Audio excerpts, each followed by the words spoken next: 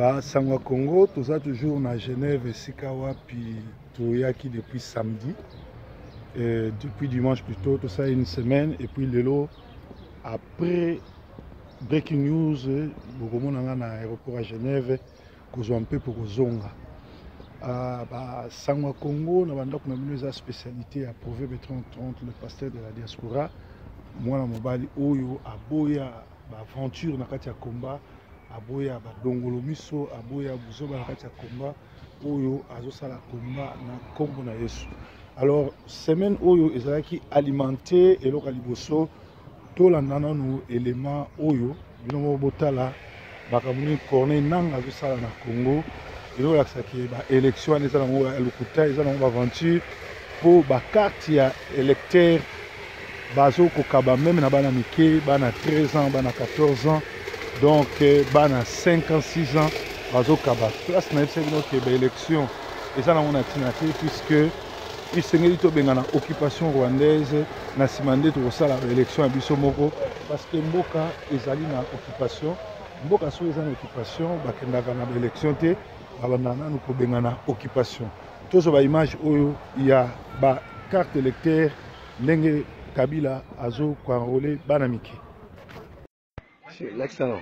Parce que carte va bien ça non. L'accent carte. Non, l'accent carte na yo. Les dames ne la. Les. Pinjo a carte ku jenza na ku chini.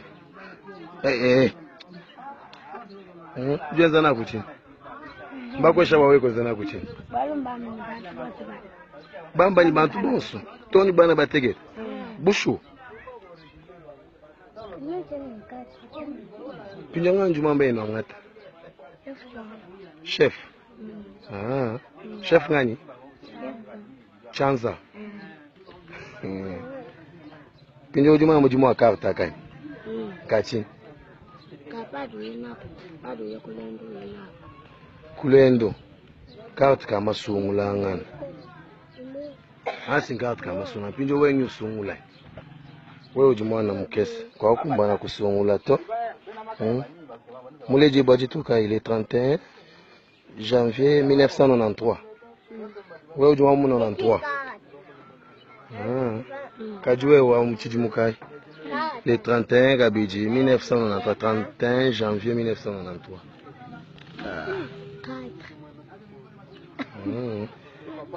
Ndone nous binji la chin. Nous mona chin. Nya ban ba ko numbanga tatwart. Nenu kana ina batwanga tato. Kajibo busimbanga. Be. Neni boss nujini twart. Deja ke. Kaka mulumba. Ebu kinga.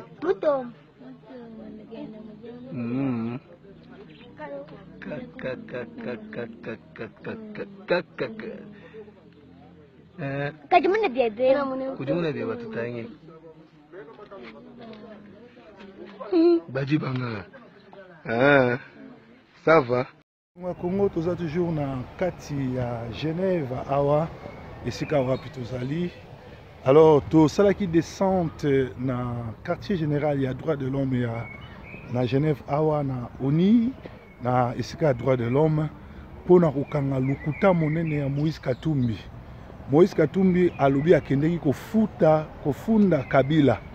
Or, na droit de l'homme, ba ezali esika oyo ba nation na ba nation ezali ba gouvernement ezali ba pays ezali normalement ye esengelaki akende kofunda Kabila comme criminel oyo azoboma ba congolais oyo asisi koboma ba congolais et non akende kofunda gouvernement congolaise ndenge ezali bongo infiltré ba rwandais pour na boma ba congolais elingaki koleka mais ye alobi ake kofunda Kabila et pourtant un individu akoko ke funda un individu te na kati ya conseil ya droit de l'homme et salama na noté ba journaliste étrangère ba yebi yango ke ko salama te ba tunaki même ba question mais ba journaliste congolais ba tunaki ba question na te parce que bazali ba corrompu et ba kendeki ke bazaki logé na hôtel Inter.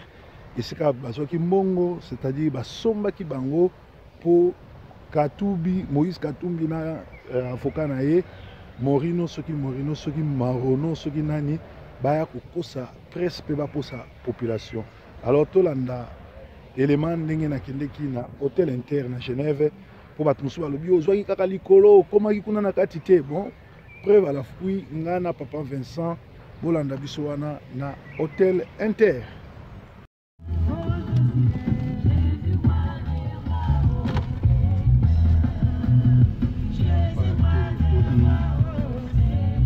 Ngana kitayo beta tout on a oumela te comme ça on joue.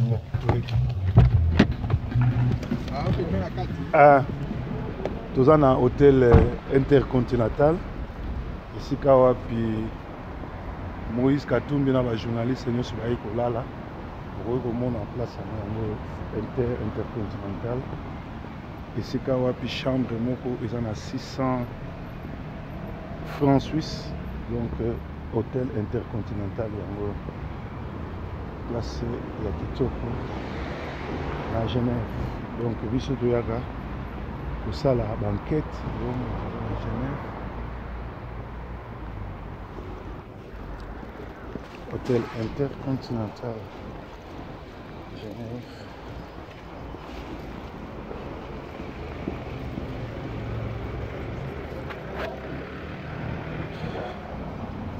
Hôtel intercontinental Genève. Hôtel 5 places ici. Kati ya Genève avec le proverbe 30-30, conseil na kopesa na IDPS Kabila azali coincé, Kabila biliaki bikoki, Kabila oni na communauté internationale bayebi que c'est lui le criminel, c'est lui qui tue au Congo et il faut que na ces pays Kabila oya binisaki Tshisekedi alingaki te Félix Tshisekedi comme premier ministre akomi kokima mbango koluka ko négocier pour premier ministre pour Tshisekedi comme premier ministre na conseil na kopesa na IDPS na rassemblement na batunyo surtout il est pas pembe na Tshisekedi ameka même kokuta na Kabila te ameka même pas kondima poste wana po ba kosimisa touche parce que Kabila azata na posa mon côté ya kokoma sorry ya ko organiser l'élection c'est-à-dire lokuta oyo kisa Moïse Katumbi ayeko sa na Suisse akokosa ke ayeko funda Kabila ezo prouver que balia ke sika mo ba travailler sika moko po bite ya ko médiatisation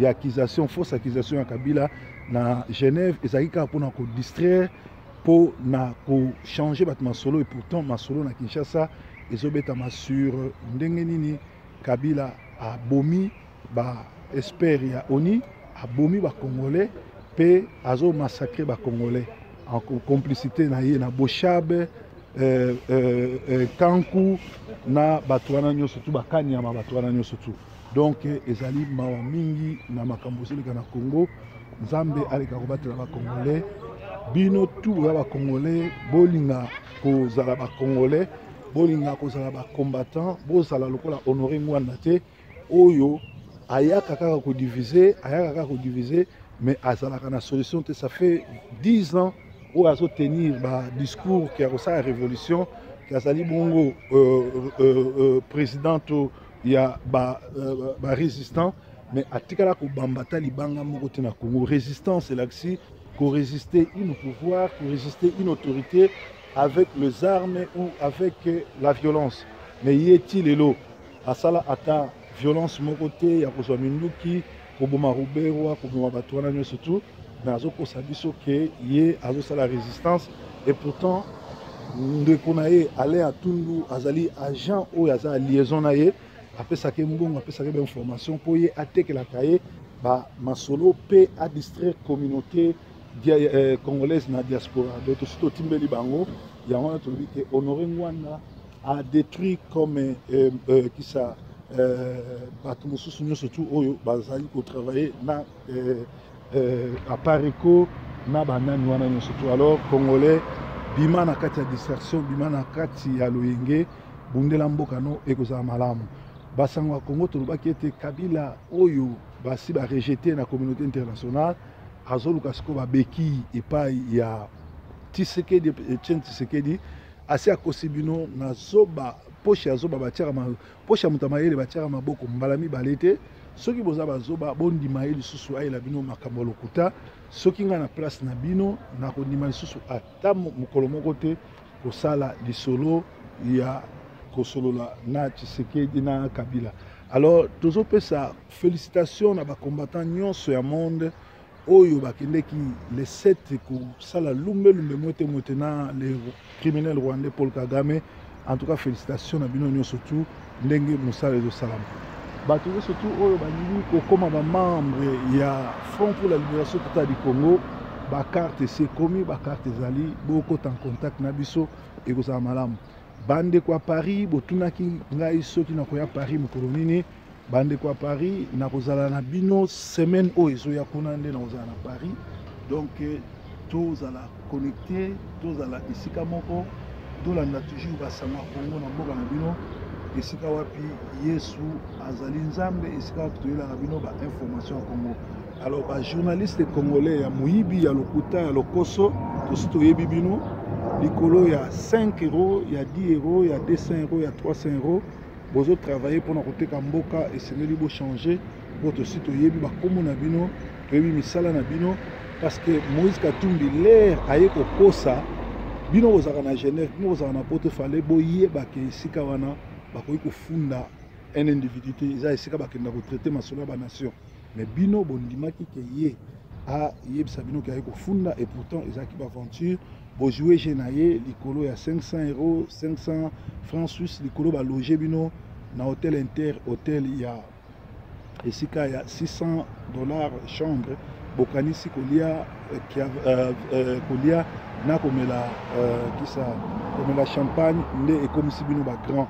Alors to toyebi bino Moïse Katumbi azosala azali parti à problème a dirigeant na Kabila aboma na Kabila ayiba na Kabila ye azali membre ya système na Kabila au faut biso to bengana parce que ceux qui Moïse Katumbi azaki vraiment na souci à Congo mbongo azanango Kabila zone mokena kolongwa te eloko munene na yo sala ezali kozwa mercenaire ko signer Kabila na minduki ko bengana ye mosi longtemps azosala ngo te akomi koya kokosa bato ke azali bongo koya kofunda Kabila pourtant eza nango bongo te c'est-à-dire azosala je ya Kabila et bato ebele ya Katanga bayisi biso ke Moïse Katumbi azali bandi un criminel oyo amenasaki bato ebele anyokolaki bato na Katanga pe atekaki pa mabele pe ba droit ya exploitation na mabele oyo eza na ba richesse ebele na se nango azali koteka yango na $500 par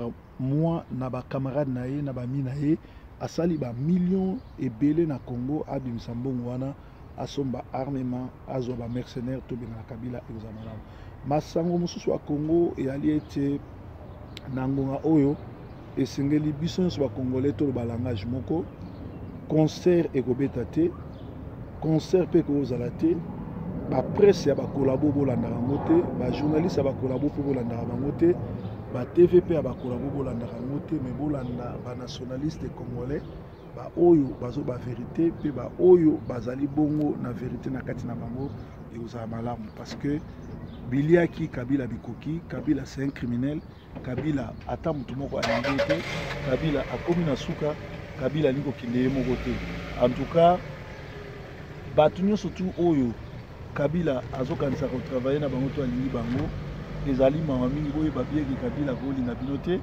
et Minaku akoki kozala jamais dauphin ya Kabila parce que Minaku ndenge Daniel Sanfo alobi azali un caporal qui obéit azali une personne qui n'a pas l'esprit qui n'a pas le moral qui n'a pas la morale plutôt Limbisi breaking news basango Congo toujours à Genève tozolanda descente nanga na Nations Unies descente nanga na Mont Blanc pe Genève aéroport esika wapi tozozwa avion mpona okende Manchester tokutani susu week-end prochain ozala bino na Genève après na oke Paris. Merci, bye bye.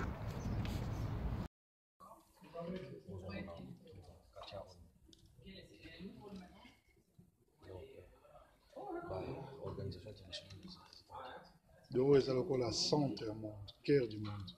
cœur du monde économique, commercial, technologique,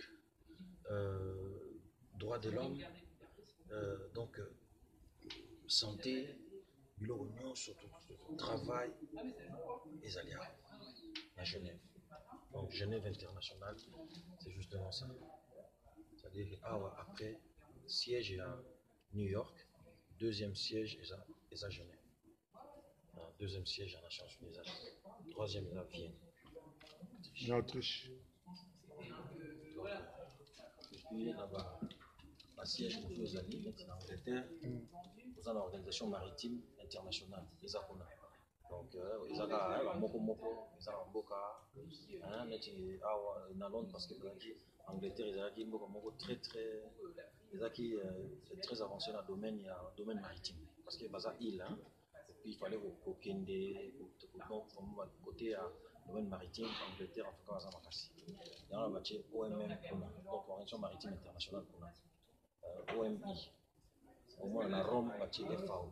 Donc, parce qu'on va dire Makassi, en italien, la côté depuis longtemps, l'agriculture et tout ça. Donc, on va dire vraiment une des grandes puissances. On a l'Organisation des Nations Unies pour l'alimentation et l'agriculture, la Rome. Mais ce que Genève, les concentration, Suisse, les concentration, il y a une organisation internationale. Au moins, on a 16 awa à niveau de Genève. Au moins, la Berne peut aller. On a allé l'union postale universelle de la Berne. Donc, on a à Genève, ils ont fait tout.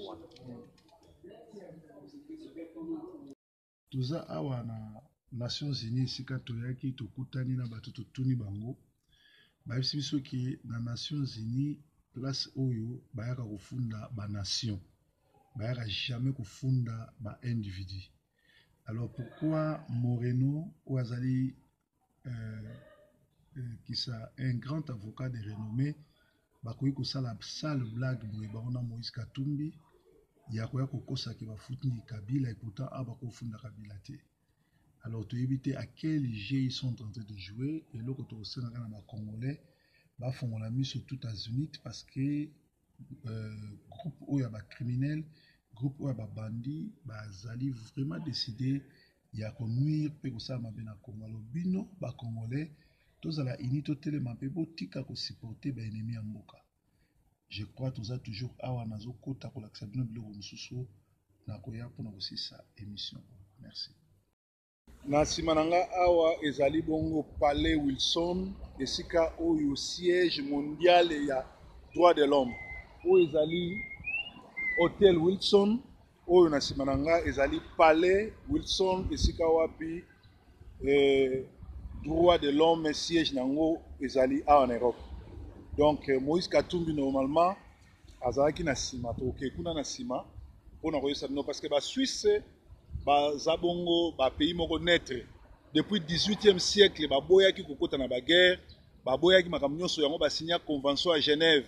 Soko zwa soso pembe okaka travel document convention à Genève et signama awa pona droit ya liberté pe droit ya ba réfugiés. Alors awa nde basokipaka mingi nde na droit de l'homme. Alors tozali na siège à droit de l'homme, na ndenge na expliquer bino ke na siège à droit de l'homme dit la caté dossier il y a un individu contre un gouvernement mais bango s'occupera na dossier il y a un individu contre un individu. Alors ce qui un individu ayeko funda un individu awa ezali ba aventure ezali escroquerie ezali bongo kolalisa bato pongi ezali bongo ko jouer chez Kabila parce que normalement il fallait funda l'état congolais et non monsieur Kabila d'ailleurs azana ba plainte ebele et lala oyo nanu kutu balamusi yango te. Moïse Katumbi fallait aller là ba crime afunda ba crime nation congolaise par rapport à ba crime na Chimbulu na Kananga na Est à Congo mais ye aye kofunda monsieur Kabila ou aza criminel dossier na ye déjà Nations Unies aye biango pe ekokenango nulle part parce que aye baki bien na ye na avocat na ye baye baki bien ke ba osala bango joke nde bangle balobaka eza big joke eza ba aventure mais biso tokosukisa ye po toyaki awa mpona kolakisa bino baaventure nini ya sali makambo nini ya mabe ya sali pe koyebisa ba congolais nyonso oyo bazo support ye oyo bazalaki na hotel na ye oyo bazalaki na ba réunion wana ke besoin ko sala complot contre mboka esengeli bo se ressaisir c'est pas encore tard bokumisa ba étranger te bolanda mbongo na bango te mais toluka na ko sauver Congo parce que makila Congo makila bandeko na biso ezali kotanga alors tokeba na ba piège ndenge wana kolanda ba incité kolanda batu oyo balimboka te batu oyo bazana intention mabe Moïse Katumbi azana ba milliards 5 millionnaires asali ba millions na mboka Congo na makila ba congolais abomi Jekamini yena Kabila azali azali membre ya système ya Kabila au biso bengana parce que bango ba détruit bango ba yibi bango ba sali mabe en plus azali atana makila ya congolais na bo moina ete ni père na ye ni mère na ye moko na kati na bango aza congolais alors bino boyebi constitution na biso bien ba journaliste bozaki place wana poni botunaki ete constitution na biso ezoloba po comme président Congo faut ala de père et de mère congolais alobi bien na question ya Dio Mubiala alobi mwasi na ye azali burundaise mais mwasi na azali tuti burundaise ou azali nièce ya Kagame pe azali gérante ya Kagame et comment yo kozwa mwana ya ba agresseur oya kokomisa ye première dame na Congo donc likambo oyo ekosalamaka te biso totelemeli yango tolingi yango te ekosimbaka pe te alors bacongolais tolamuka parce que ezali bongo bazosaka na biso babomi biso mingi tout simplement parce que congolais liboso ya mbongo conscience esalaka te liboso ya mbongo journaliste balalisi ye na hôtel intercontinental aboyi kotuna baquestion mpo ale caviar mpo bamelisi ye vin to bamelisi ye champagne alors bonzambe conscience ya mboka bolingo ya Congo oyo toloba neutralisé par d'autres pays bango batrahir Congo likolo ya kozanga kososolisa ke moto oyo azali ennemi ya Congo azali bongo mupaya alingi azwa pouvoir na makasi na mboka na biso tokopermettre likambo wana lisusu te prochain président ya Congo faut azala de père et de mère congolais pe azala chrétien ya confession po ete tobongisa mboka parce que liboso ya banation liboso ya bapays ebele toza na retard tala Zimbabwe tala Namibie tala Sénégal okomona mawa mingi omoni place bayaki kotelema kosala bavideo baza kotuna baquestion ezalaki awa place yango oyo Moïse Katumbi ayaki kosala bavideo kosala scénario na ye ya kolobaka ye kofunda Kabila et pourtant awa bakoki kofunda un individu akofunda un individu te soki ayebisaki biso soki ayaki kofunda l'état congolaise mpo bazoboma bacongolais mpo bazosala bacrime tolingaki tondima ye mais ye aye kofunda mpe na monoko alobi alingi baélection et pourtant toyebi bien que monsieur Kabila alingi jamais baélection alingi eloko moko te ya ndenge wana alors toza liboso ya droit de l'homme awa bozomona au commissariat des Nations Unies aux droits de l'homme yango oyo esika oyo ayaki kosala théâtre awa bayebisi biso ke un individu akoya kofunda un individu te donc Kabila bakoya kofunde awa te il a fallu afunda nde nation congolaise ou bien gouvernement congolais c'est-à-dire masolo nyonso tu abetaki wana ezali lokuta ezali kolatisa biso pongi ezali baventure congolais tolamuka tobengana Kabila na système na ye mobimba Moïse Katumbi fait partie du système il a volé il a détruit il s'est fait millionnaire na époque ya Kabila soki Moïse alingi ba congolais soki Moïse alingi azwa mboka soki Moïse alingi koma président ya Congo lokola azoloba aza na mbongo ebele abenga ba rebelle azwa ba mercenaires babenga na Kabila ba rétablir situation pe ayebisa biso plan d'action nini azoyebisa biso ka alingi koma président ya Congo d'ailleurs na locution na ye a convaincre bato te ayebi oloba te ayebi ko se défendre te aza pe na projet ya société te congolais fongola miso ngongango totelema toloba non na usurpation rwandaise toloba non na bapaya bakontinue kodirige biso toyaki awa bandeko bapesi biso information nyonso baboyi kobima na bakamera toye koloba pe place oyo azali koloba na bajournaliste na ye alors na avocat na ye wana eza nango baaventure parce que bayebi bien ke bakoki jamais kofunda Kabila parce que awa bafunda kaka ba gouvernement na ba état donc oui jamais kofunda ba individu donc ezali mawa mingi na makambo soka na Congo lokuta na moi makasi ba journaliste bateki conscience na bango likolo ya enveloppe likolo ya mbongo likolo ya kozanga kolinga mboka biso tolingi Congo toko continuer na biso Nzambe akotindela biso un président chrétien congolais de père et de mère oyo akoya ko libérer biso totelema tozala ensemble Yesu aza na contrôle. Merci na ba combattant nyonso oyo bakendeki kobunda na Bruxelles pona ko bengana kotia lumbe mwete na Rwandais Paul Kagame azwaki lumbe pe mwete. Félicitations à ba Congolais nyonso l'air ya unité koki totika la ba division totika koteka mboka likolo mbongo to sangana conscience na biso sala tozana mboka kaka moko Congo eza parti héritage nzamba pesi biso Congo restera un et uni mutu moko tako kabola Congo Yesu aza nzambe Yesu aza mobateli on dirait qu'à Genève na siège ya droit de l'homme ezaki bongo proverbe 30 merci.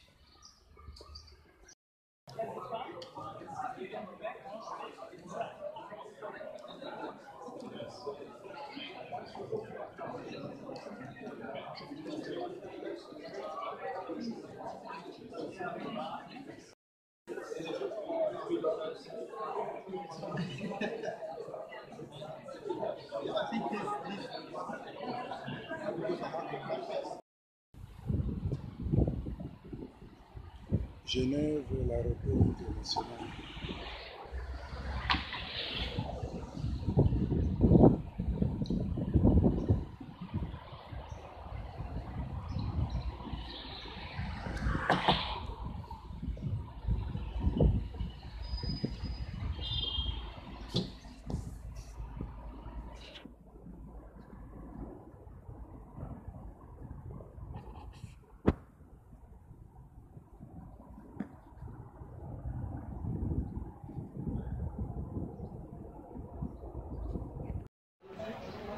Les banques, à l'époque, les bandits braquaient les banques. Ouais. Maintenant, ils sont dans les banques. Qu'est-ce qu'ils font dans les banques? Ben, c'est eux les bandits, vous avez vu. C'est ça le problème. Les bandits braquaient les banques, maintenant ils sont dedans. Ok. Donc il n'y a aucun souci, quoi. Notre argent rapporte. Merci, Voilà, merci. voilà, Merci ça. bien de bonnes choses. Ouais, c'est Allez, ça. au plaisir. C'est l'antithèse dans la thèse, quoi. Ouais. Voilà, Ouais, ouais. Merci. Ouais. Allez, bien de bonnes choses. Nous on est blancs, hein, mais on peut aussi faire Jackson. Hein. On n'a pas besoin d'être blanc. Hein. Donc, hop, hop, hop, hop. Tiens. Merci. Moi, quand j'ai Au plaisir. chanté, je suis content, je ne suis pas connu. Ok, tu seras connu Je maintenant. suis tout content de faire le camp parce que c'est ce qu'on disait, qu'est-ce qui nous reste à part ces moments magnifiques de plaisir et de jovialité. Kalaté, tokozwa président Oyayebi. Nzambe, abozala Congolais de père et de mère, pour goûter ba criminels, ba aventuriers, ba bandits de grand chemin na balabala. Moïse Katumbi, c'est un criminel, un bandit de grand chemin. Yango moni na landi et place ya sa ba déclaration pour na oyesa bino kaka place ya kosa ki place pe ngana yego be sa no vérité. Ezana bato belé ba rotuna qui est derrière moi. Il y a que Dieu.